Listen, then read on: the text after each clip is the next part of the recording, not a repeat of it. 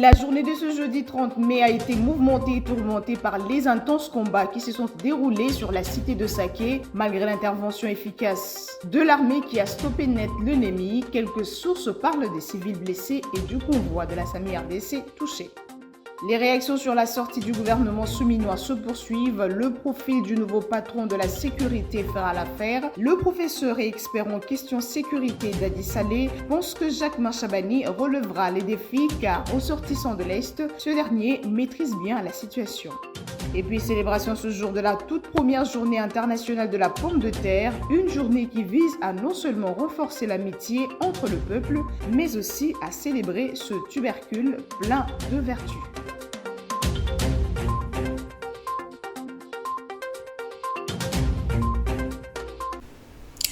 Bienvenue à cette grande édition du journal, madame, messieurs, bonsoir. À la une de l'actualité en bref et en illustration, des violents combats ont été constatés ce jeudi 30 mai entre les rebelles du M23 et les forces loyalistes autour de la cité de Saké dans le Massissi à 27 km à l'ouest de la ville de Goma.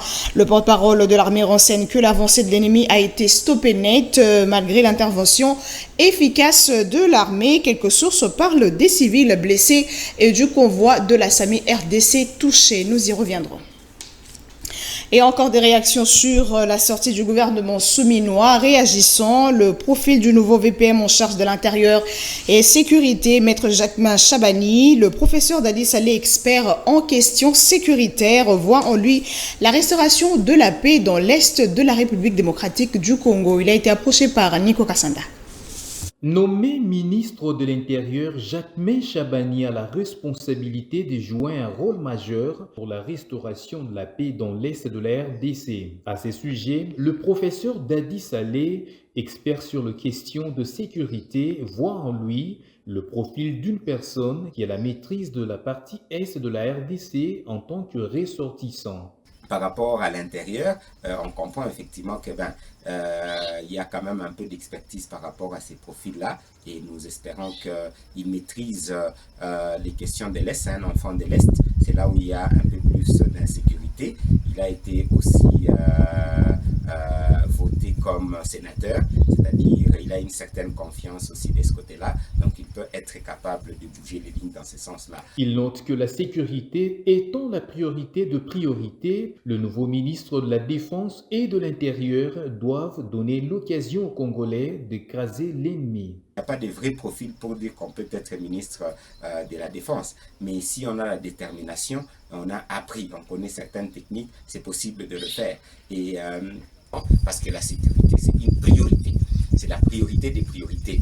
En République démocratique du Congo, nous devons nous battre contre le Rwanda, contre les envahisseurs, contre tous les terroristes. Donc le ministre de la Défense, le ministre de l'Intérieur, qui doit nous permettre aussi d'écraser tous les terroristes, tous les gens qui effectivement sont à l'intérieur, mais qui arrivent à ne pas respecter la République démocratique du Congo. S'agissant de l'économie, le professeur Dadi Saleh invite le nouveau ministre de l'économie nationale à proposer à la première ministre l'économie des guerres. Par rapport à l'économie, là c'est une vraie révolution qu'il faut, comme on l'a toujours demandé. Donc le profil par rapport à l'économie, on attendrait vraiment les résultats. Mais le ministre de l'économie, c'est qu'on ne peut pas vivre sans que notre économie puisse marcher. On doit veiller à la production, à la distribution et à la consommation. Tous les Congolais attendent ça pour que les social des Congolais puissent s'améliorer, pour que nous puissions même, ce que nous avons proposé depuis longtemps, faire ce qu'on appelle l'économie de guerre. Nous espérons que le ministre de l'économie va être capable de proposer au Premier ministre l'économie de guerre pour que nous puissions vraiment nous battre et être capables d'avoir une économie florissante. Tout compte fait, les Congolais n'attendent que des résultats. Et puis, le député national Eliezer Tambwe a manifesté son inquiétude après son absence constatée dans la nouvelle équipe gouvernementale. Le président du parti politique Action commune pour la République promet de mener son combat parlementaire sans complaisance. Nico Kassanda revient. Absent du gouvernement souminois, le député national Eliezer Tambwe, président du parti Action commune pour la République, a manifesté son inquiétude. Il fait remarquer que le parti ACR a proposé plusieurs députés à l'Union sacrée. Ce qu'il faut retenir, nous méritions ça parce que Toya Kinaba élu, nous avons 4 à ces 13 députés, on n'a rien réussi. À c'est un parti qui n'a pas fonctionné avec les moyens de quelqu'un, nous nous sommes débrouillés nous-mêmes, on a eu les 7 députés que nous avons, et puis le chef n'a pas pu tenir compte de ça. Qu'est-ce que je fais? On doit forcer la main du chef, on ne force pas la main. Mais ce que nous voulons, que le peuple se retrouve dans ce qu'ils font. Et là, nous, en tant que parlementaires, du moins que le bureau de l'Assemblée nous bloque. Sur ce, le député national Eliezer Tamboué promet qu'ils feront leur travail de parlementaire sans complaisance. Nous allons faire notre travail en tant que parlementaire sans complaisance. Et bien voilà. Et ce que nous voulons aussi, que l'équipe, oiseau rare, l'équipe qui gagne, que le chef de l'État a mis en place, puisse gagner en réalité auprès du peuple. Parce que nous avons en principe, il y a le peuple d'abord. À lui d'ajouter que le gouvernement souminois est formé en dehors des calculs politiques. D'un autre côté, on parle du mécontentement du caucus des députés nationaux de la province de Maniema. Après la publication du gouvernement souminois Toulouka, ces députés nationaux déplorent l'absence de représentativité de fils et filles de leur province au sein des institutions de la République. Ils demandent au président de la République de réparer. Regardez. Dans une déclaration faite le mercredi 29 mai 2024, les caucus des élus nationaux de Maniema déplorent l'absence des fils et filles de Maniema dans le partage des responsabilités au sein des institutions du pays. Les députés nationaux du Maniema sont surpris de voir qu'aucune fille ni aucun fils du Maniema n'a eu la chance d'être nominé parmi les 54 membres du gouvernement de la République, alors que la Constitution de notre pays, dans son article 90, alinéa 3, stipule que la composition du gouvernement doit tenir compte de la représentativité nationale. La province du Maniema n'est donc pas représentée ni au bureau de l'Assemblée nationale, ni au gouvernement de la République, ce qui inquiète toute la population du Maniema que nous représentons. C'est ainsi que les élus de la province du Maniema se remettent à la sagesse du garant de la bonne marche des institutions de la République. Nous avons cité son Excellence Félix Antoine Tshisekedi Tshilombo, président de la République, chef de l'État pour réparation. Ces élus nationaux ont fait remarquer que la composition du gouvernement doit tenir compte de la représentativité nationale. Et puis mettre fin aux tracasseries routières sous toutes ses formes, c'est ce que veulent les motocyclistes pour le nouveau ministre de Transport, Jean-Pierre Bemba Gombo. Regardez.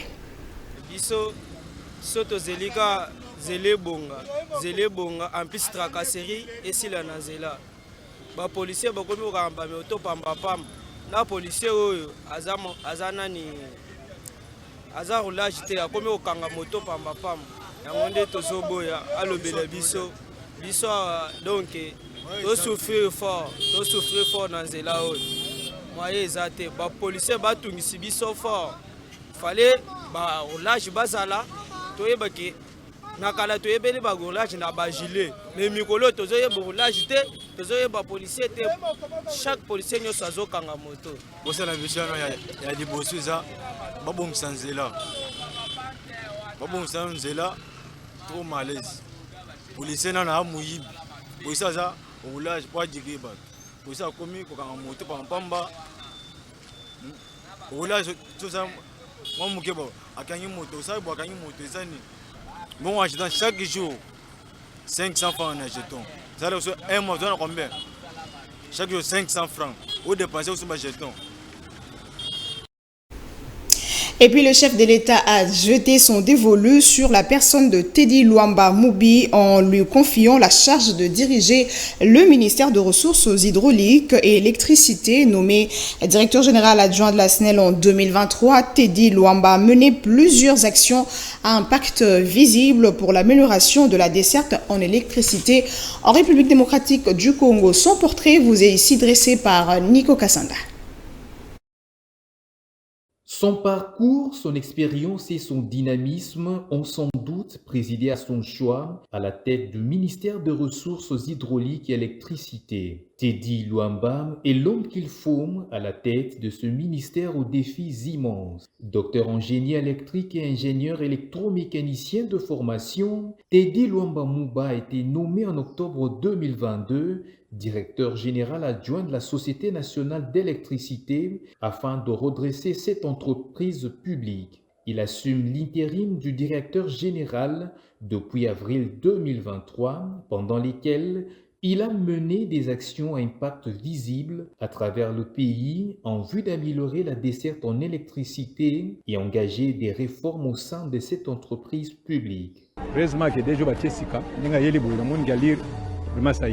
Il a plus de 12 ans d'expérience en tant que cadre de haut niveau dans le secteur de l'électricité en République démocratique du Congo ainsi que dans plusieurs pays d'Europe et d'Asie. Au cours d'un long entretien, il a confié sa vision dans le cadre de la mission lui confiée. Le trentenaire débute sa carrière professionnelle en 2011 en tant que chef de service électricité et instrumentalisation à la société d'exploitation des Kipoy, une usine métallurgique avec concentrateur de cuivre. Par la suite, Teddy Luamba est nommé au poste de coordonnateur de projet de la centrale thermique de l'UENA en 2013 dans le cadre du projet GCAMIN CTL en charge de la mise des études de faisabilité et d'une centrale thermique de 500 MW. On lui confiera quelques années plus tard la direction du projet ayant en charge la conception et l'exécution des grands travaux d'infrastructures électriques au Botswana, en Ouganda, en Inde, en Bulgarie, en Italie et au Chypre. Le nouveau ministre des Ressources hydrauliques, Teddy Luamba, est également membre de l'Institute of Electrical and Electronic Engineers, zone d'Europe, et auteur de plusieurs ouvrages scientifiques. Simplement excellent. Non seulement il est excellent, mais la présentation de la problématique, des solutions, de perspectives augure en tout cas un avenir radieux. Il faut des vrais spécialistes qui analysent la situation avec beaucoup de sérénité et de la technicité derrière. Pas trop de philosophie. Nommé ministre de Ressources hydrauliques et électricité, Teddy Luamba aura la mission de redresser la desserte en eau et en électricité, deux défis majeurs en République démocratique du Congo durant le mandat de Félix Tshisekedi. Et puis sa nomination a suscité beaucoup de réactions, surtout de la part de jeunes. La nouvelle ministre de la Jeunesse, Noéla Aiganagato, n'est pas une influenceuse TikTok. Tout savoir sur son parcours et sa personne dans cet élément. Née le 25 décembre 1994 à Kinshasa, Noéla Aiganagato est une diplômée d'État en commercial administrative au complexe scolaire Lemikei. Licenciée en sciences économiques à l'université protestante au Congo, elle va se tourner en politique en 2018. Son engagement sera dévoué au sein du Front des indépendants démocrates chrétiens FIDEC, parti politique de l'honorable Fifi Masuka. 4 ans après, l'actuelle première jeune de la République démocratique du Congo va occuper le poste de bourgmestre adjointe de la commune de Ngaliema. Plusieurs habitants de cette commune gardent de très bons souvenirs de son passage et ont laissé des traces marquantes. Épouse et mère, elle est la fondatrice de Elaka, une structure qui soutient les orphelins et jeunes filles mères. Notez que Noéla Aiganagato Nakupone est originaire de la province du Bas-Zuélé. Contrairement à ce qui se dit contre sa personne, il est à signaler qu'elle est une fervente chrétienne et servante depuis 10 ans à l'église La Présence de Dieu. Tout à fait autre chose, le gouvernement souminois sera investi avant le 15 juin prochain par l'Assemblée nationale. C'est le président de la Chambre basse du Parlement, Vital Kamerhe, qui l'a annoncé au cours de la plénière du mercredi 29 mai 2024. L'occasion pour Vital Kamerhe de détailler le calendrier des activités pour la session de mars, invitant les élus du peuple à se préparer quant à cette investiture. Regardez. La Chambre basse du Parlement prête à investir le gouvernement souminois. Lors de la plénière du mercredi 29 mai, le président de l'Assemblée nationale, Vital Kamerhe, a détaillé le calendrier des activités pour la session de mars qui se clôture le 15 juin prochain, où l'ordre du jour annoncé a été l'investiture de ce gouvernement. Conformément aux dispositions de l'article 114 de la Constitution, la session extraordinaire inaugurale de notre législature a pris fin à l'épuisement de son ordre du jour marqué par l'élection et l'installation du bureau définitif le mercredi 22 mai 2024.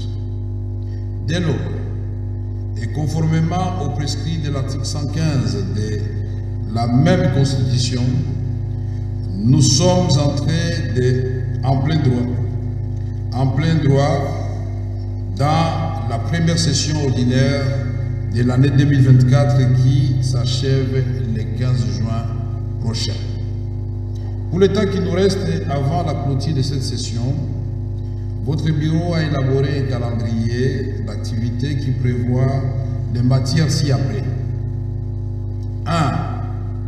Mise en place des groupes parlementaires, des commissions permanentes et de la commission des sages. 2. Examen et adoption du projet de budget de l'Assemblée nationale pour l'exercice 2025.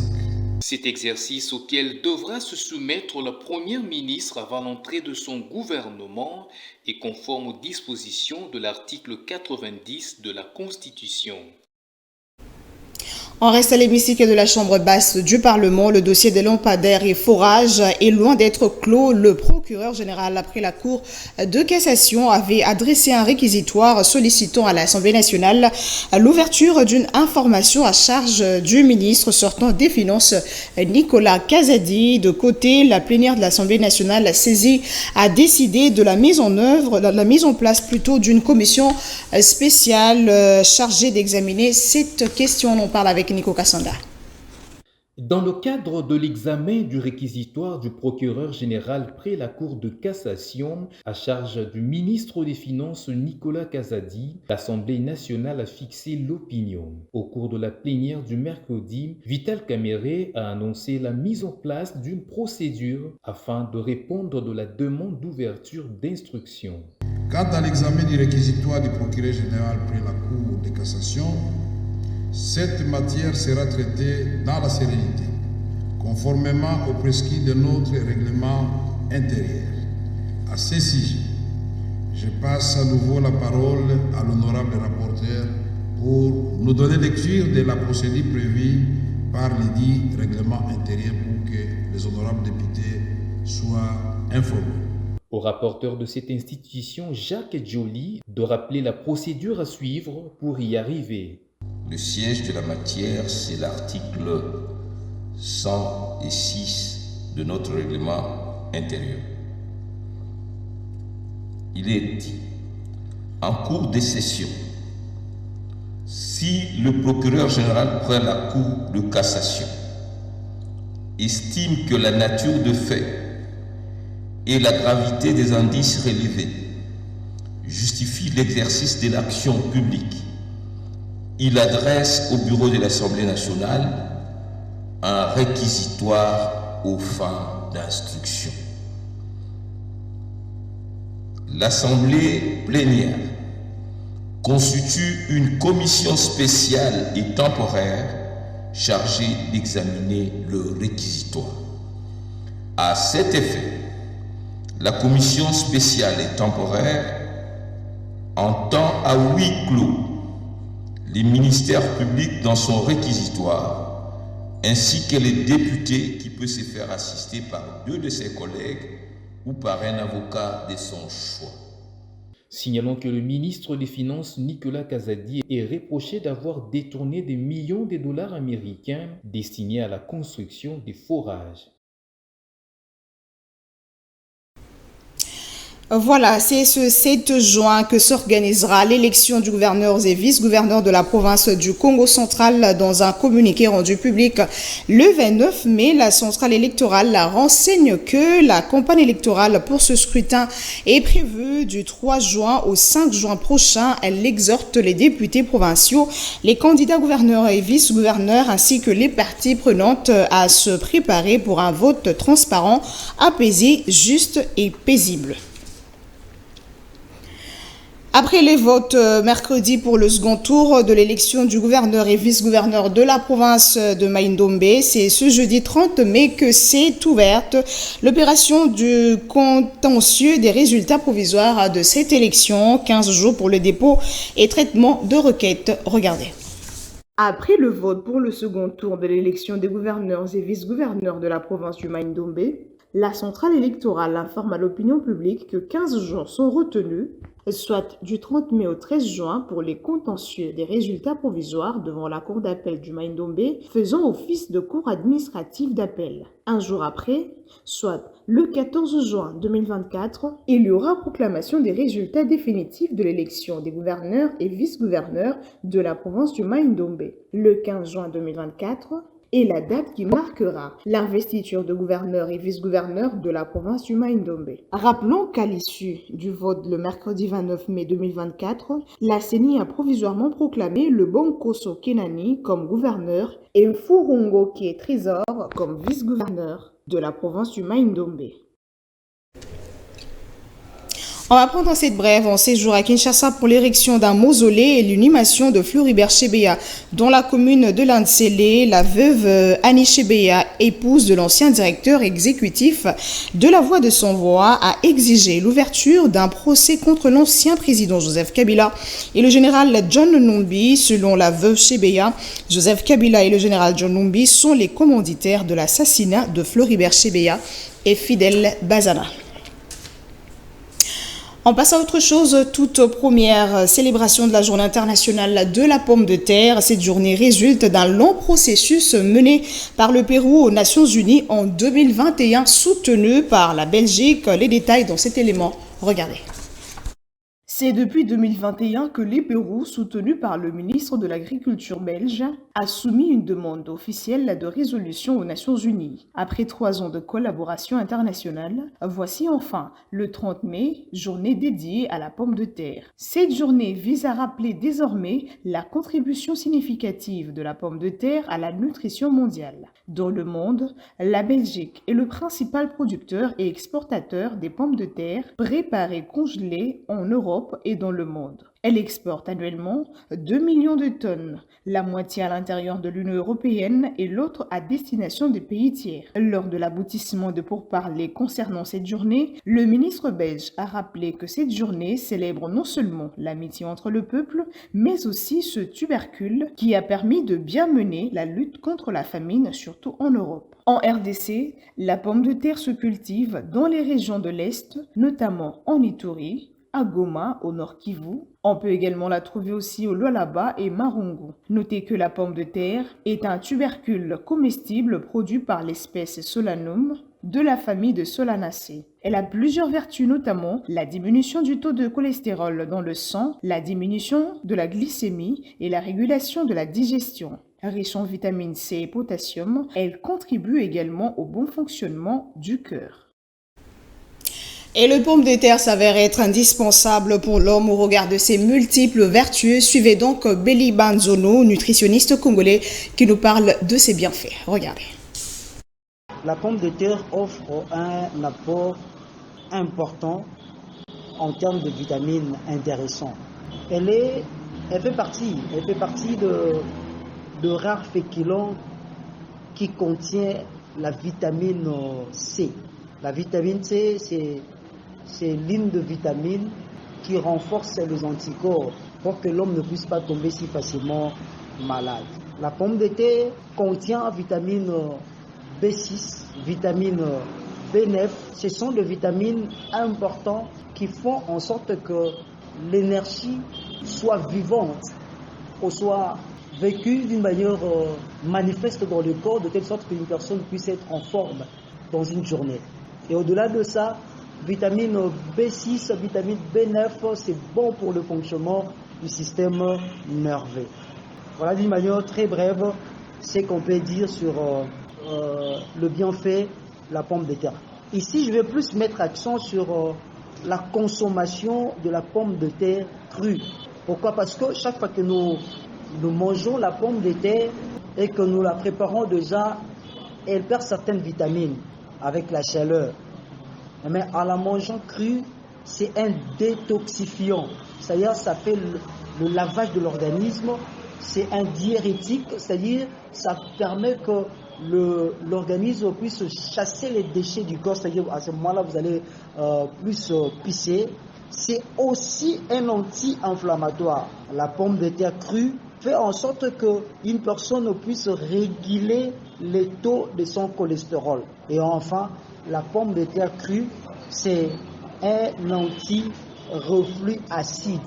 C'est-à-dire, lorsque vous faites le hockey, où vous mangez, vous sentez qu'il y a de la nourriture qui est en train de monter. Lorsque vous prenez la pomme de terre surtout crue, ça fait en sorte que ça puisse atténuer ce reflux gastrite qui est en train de vous déranger. Et la nomination de Didier Boudimbo comme ministre des Sports et Loisirs de la République démocratique du Congo a suscité plusieurs réactions dans le chef des sportifs. C'est le cas de l'analyste sportif Taz Russell. Celui-ci salue cette nomination et parle des attentes et défis à relever par le nouveau ministre des Sports. On en parle avec Hans Mougal. Et voilà, donc il y a plusieurs attentes et défis à relever pour ce nouveau ministre.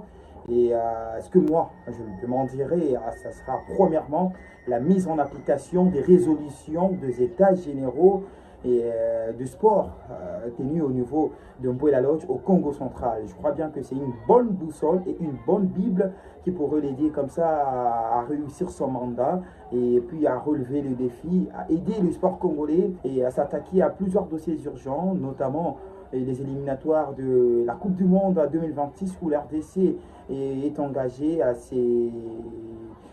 cette compétition, donc à ces éliminatoires. Voilà. Et au niveau de dames, il y a aussi la phase finale de la Coupe d'Afrique des Nations qui va se disputer au niveau du Maroc. Donc là aussi, il faudra vraiment aider ces dames.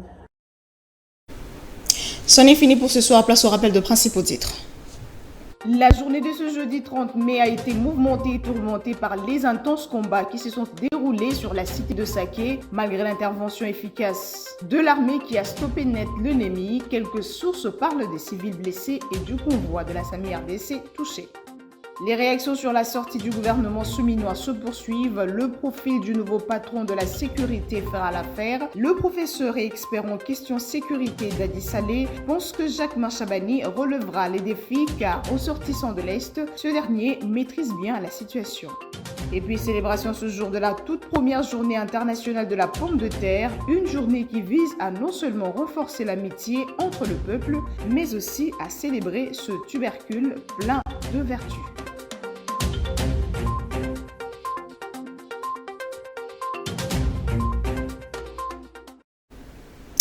C'était un plaisir de vous informer, madame, messieurs. Je vous retrouve demain à 13h juste pour le bulletin d'information. D'ici là, portez-vous bien et bonne soirée.